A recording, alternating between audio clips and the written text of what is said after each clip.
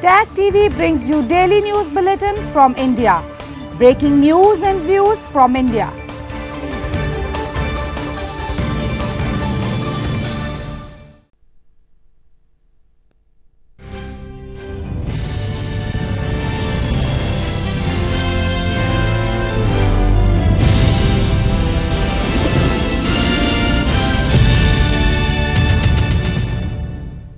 Good evening. Welcome to South Asia Newsline. I'm Surabhi Sharma. Here are the top stories we are tracking for you on Wednesday, the 1st of May.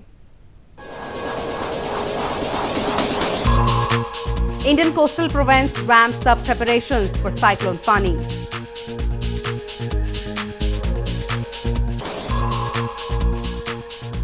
Unforgivable damage will occur if bail not extended, Nawaz Sharif tells top court.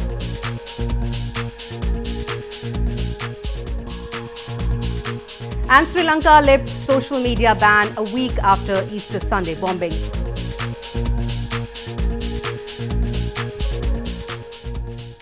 And now for all the details. Over 24 teams of disaster management workers have been deployed in areas likely to be hit by Cyclone Fani as part of preparations for the national calamity in India's eastern Odisha province, an official said on Wednesday. Cyclone Fani will be the third to hit the coastal areas after Cyclone Gaja and Cyclone Titli. Around 28 teams of India's National Disaster Response Force or NDRF and 20 teams of Orissa Disaster Rapid Action Force or ODRAF were deployed in areas that were likely to be hit by Cyclone Fani, a senior disaster management official said on Wednesday. Fishing activities remained banned in the coastal areas. Elaborate plans have been chalked out by authorities to ensure minimum impact. People residing in low-lying areas have been evacuated and shifted to 879 modern and multi-purpose cyclone shelters. Each cyclone shelter can accommodate 1,000 people along with their livestock. Funny को देख करके हम लोग को आया है instruction आया हुआ है हमारा पास जो है रिसोर्सेस लाइटिंग गियर से पोटिंग गियर से फ्लोटिंग गियर से जो सब है इस सब को हम लोग अभी तैयार कर रही है क्योंकि हमारा टीम फॉर्मेशन हो गया है चीफ फायर अफसर जो हमारा कटक में जो है डायरेक्टरेट में है वो सब ऑर्गेनाइजिंग कर रही है वो उनका इंस्ट्रक्शन से हम लोग जहाँ जहाँ रिक्वायरमेंट होता है डिस्ट्रिक्ट के हिसाब से हम लोग भेज रही है. Indian Meteorological Office has forecast heavy rainfall in Odisha and in some parts of neighbouring Andhra Pradesh province in the next few days. Cyclones in the Bay of Bengal are common at this time of the year.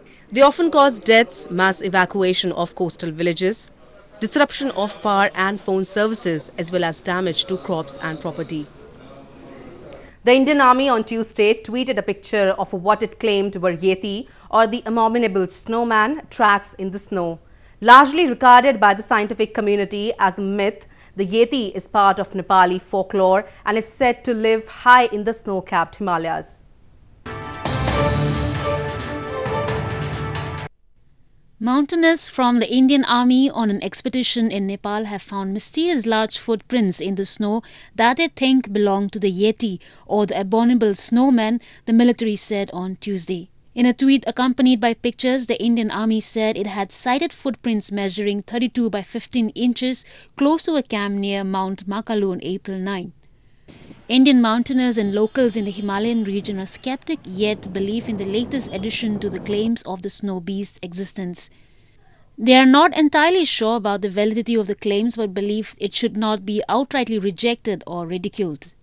No, I am yet to encounter Yeti, but as a mountaineer, as a trekker, it is a dream to, just if we can have some glimpse or maybe, some footprints of Yeti, that will be, very satisfying thing because we have read about it, we have heard about it. जो है अभी recently किसी ने ऐसे यति बोल के किसी को एनकाउंटर नहीं हुआ किसी ने सामने नहीं देखा तो मैं समझता हूँ कि ऑन दिस कॉन्टेक्स्ट कि यति किसी ने वाकई में यति देखा बोल के ये कहना गलत होगा. Largely regarded by the scientific community as a myth, the Yeti is part of Nepali folklore and is said to live high in the snow-capped Himalayas. Located on the border between Nepal and China, Makalu is among the highest mountains in the world and stands near the Makalu-Barun Valley, a remote wilderness that has also been surveyed by researchers hunting for the Yeti. In news from Pakistan, Pakistan's Supreme Court will hear a petition by former Premier Nawaz Sharif on May 3rd, seeking an extension in the bail granted to him on medical grounds. In the plea filed on Tuesday, Sharif said unforgivable damage will occur if the bail is not extended. Pakistan's former Prime Minister Nawaz Sharif on Tuesday filed an application in the Supreme Court seeking an extension in his 6-week bail on medical grounds, saying unforgivable damage will occur if the bail is not extended. Sharif, who had been serving a 7-year jail term in connection with Al Azizia corruption case, was granted bail by the Apex Court on March 26th till May 7th to receive cardiac treatment without leaving the country.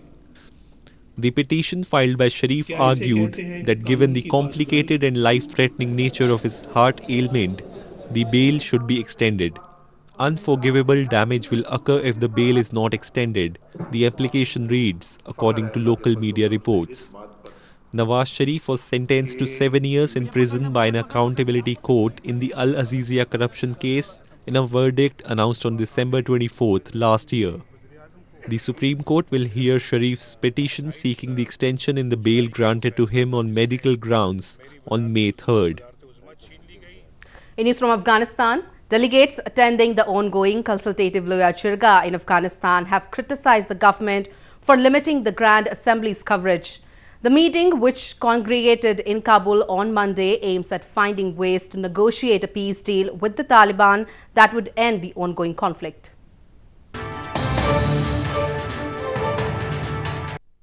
A number of delegates attending the Grand Consultative Jirga on Peace in Afghan capital Kabul have criticized the organizers for restrictions on the coverage of the gathering, where almost 3,200 representatives from across Afghanistan have gathered. The media outlets have been given the permission to enter the Jirga's hall for 1 hour in separate groups, but they cannot report from within the hall, delegates said. The rare consultative meeting, which congregated in Kabul on Monday, aims at finding ways to negotiate a peace deal with the Taliban that would end the ongoing war. آزاد رسنیو ته د واک ورکړل شي، صلاحیت ورکړل شي ترڅو د جرګې نن کوم مسایل چې تیریږي او د پخک لاندې راولي. هم مردم افغانستان میخواد بدونه که در جرگه چی جریان داره و چه چیزهایی هستن و هدف کلی را باید کل مردم افغانستان بدونه. The 4-day consultative Loya Jirga or Grand Assembly is a crucial attempt by Afghan President Ashraf Ghani to influence the ongoing direct peace talks between the US officials and the Taliban before they hold the next round of meeting in Qatar. However, a number of politicians, including Chief Executive Abdullah and political movements, have boycotted the assembly, claiming it an election campaign and a waste of time. In news from Sri Lanka, Sri Lankan government on Tuesday lifted a temporary ban on several social media networks, a clampdown that had been intended to prevent the spread of misinformation after the Easter Sunday bombings. The move was welcomed by local residents who hope to gain more information as the city slowly recovers from the deadly attacks.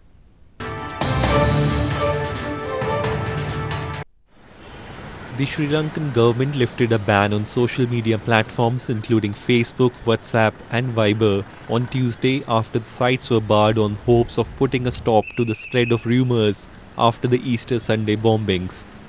The move was welcomed by many local residents who hope to gain more information as the city slowly recovers from the deadly attacks. Sri Lankan security forces were maintaining a high level of alert amid intelligence reports that the militants were likely to strike before the beginning of the Islamic holy month of Ramadan, which is due to begin next Monday. Very good now because I am very happy because we can communicate, we can get more information. When these kind of things happen, you need to have some kind of what you call a limit for things, because in first place you get all needed information and unneeded information. So I feel like it's good to ban it for this small time, but now it's okay, so we are very happy. Scores of suspected Islamists have been arrested in the multi-ethnic island nation after the April 21 suicide bomb attacks on hotels and churches that killed more than 250 people, including 42 foreign nationals. Dog Squad of the Indian Army serves as the eyes and ears for the Army in carrying out counter-terrorism operations in India's northern Jammu and Kashmir province.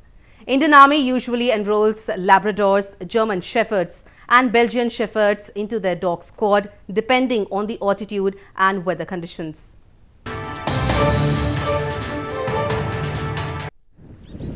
Dog Squad of the Indian Army serves as the eyes and ears of the Army in carrying out counter-terrorism operations in India's northern Jammu and Kashmir province.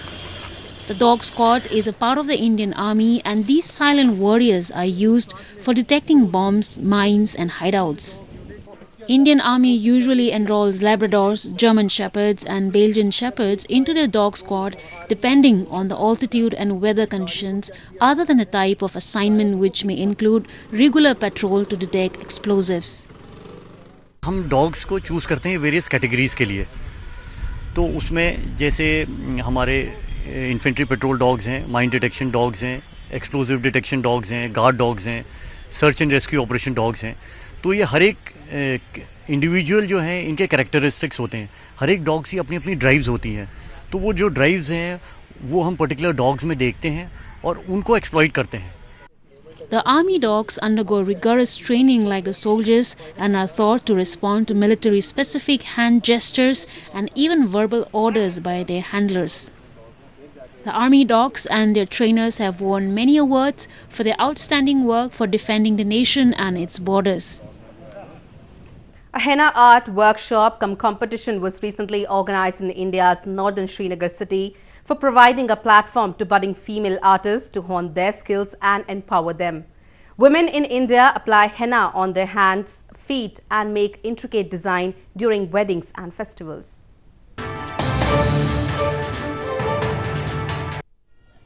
A henna art workshop was recently organized in Srinagar city of India's northern Jammu and Kashmir province to give budding female artists a platform to hone their skills and empower them. The event, which was organized by an art foundation, witnessed participation of women artists from across the valley. They were seen applying henna on women's hand and making intricate patterns as they showcased their talent. The workshop was aimed at giving an opportunity to the women who wish to move forward in society and establish themselves as henna artists. It's a great opportunity to those girls जो घर पे मेहंदी लगाती है, लेकिन उनको जो family pressure होता है पीछे से, बोलते हैं कि मेहंदी वाली, तो ये टैग हटाना है. We want to be called as mehndi artist. तो हमने एक सोचा था कि हम एक कंपटीशन शुरू करें, हम एक आइडिया आगे लेकर आएँ कि mehndi is a beautiful form of art. ये सबसे नहीं हो पाता है, ये सब उनसे हो पाता है जो सच में आर्टिस्ट हैं, उनसे हो पाता है. Henna, also known as mehendi in Hindi, is a dye prepared from dried and powdered leaves of henna. Indian women apply henna on their hands, feet and make decorative unique designs during weddings or festivals. Authorities in a zoo in India's western Ahmedabad city have made elaborate arrangements for cooling off the animals to provide them respite from the sweltering heat. Rising temperatures adversely affect the metabolic rate of animals. The first impact is apparent through a reduced appetite.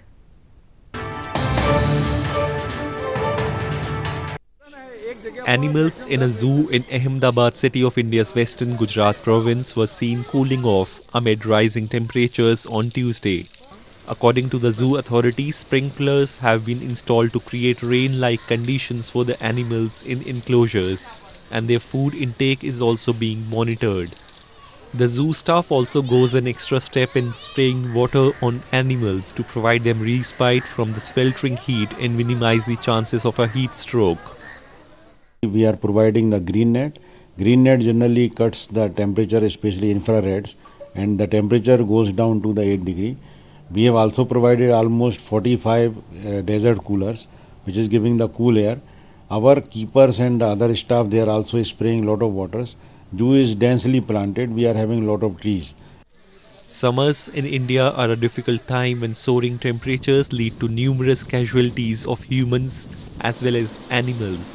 Possible reasons for the rising temperatures range from global warming to greater urbanization, leading to taller buildings and diminishing green cover.